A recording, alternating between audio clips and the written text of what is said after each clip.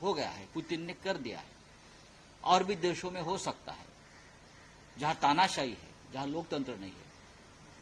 लेकिन हिंदुस्तान में अगर ये कहा गया है कि राहुल गांधी का हश्र भी हाल भी उनके दादी जैसा या उनके पिताजी ऐसा करना चाहिए, कर देंगे, ये बात अगर इस देश के प्रधानमंत्री सुनते हैं और चुप बैठते हैं, इस देश के गृह मंत्री सुनते हैं और चुप बैठते हैं, मैं ये उसका मतलब ये समझता हूं कि ये साजिश का हिस्सा आप भी है, आप भी है।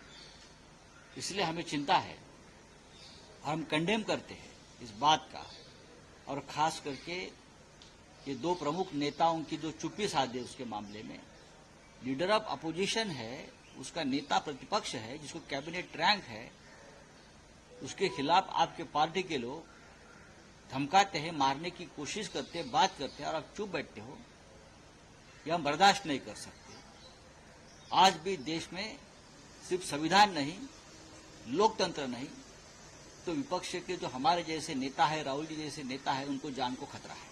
आज महाविकास आघाडीची बैठक असल्याचं सांगायचे गणेश उत्सवानंतर और क्या है, तो लगातार जिस तरीके से राहुल गांधी को टारगेट किया जा रहा है, महाविकास आघाड़ी मैंने कहा ना, मैंने बात रखी ना मेरे सामने। महाविकास आघाड़ी की क्या भूमिका रहेगी? महाविकास आघाड़ी में शिवसेना है, और मैंने ये बार बार कहा कि सबसे पहले बात मैंने उठाई थी 1 अगस्त को।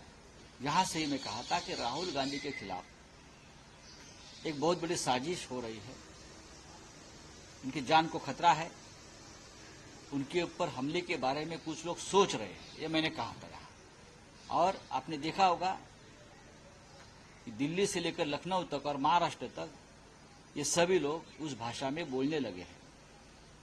इंदिरा गांधी जैसा आपका हाल कर देंगे, या आपके पिताजी जैसा आपका हाल कर देंगे। यह अगर भाषा चल रही है इस देश में, लोकतंत्र में, और गृह मंत्री और देश के प्रधानमंत्री उसके ऊपर कोई एक्शन नहीं ले रहे, उसका मतलब यह है कि आप भी ये जो लोग बोलने वाले हैं उनके साथ।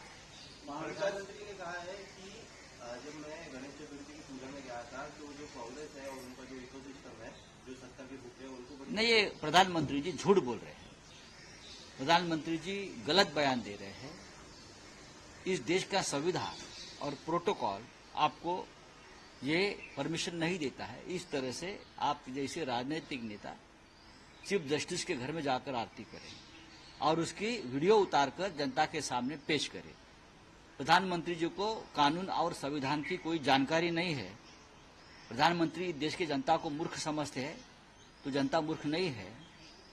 प्रधानमंत्री के खिलाफ, केंद्र सरकार के खिलाफ चीफ जस्टिस के सामने ऐसे ऐसे मुकदमे चल रहे हैं, और ये मुकदमे बहुत गंभीर है, संविधान के बारे में है और भी है।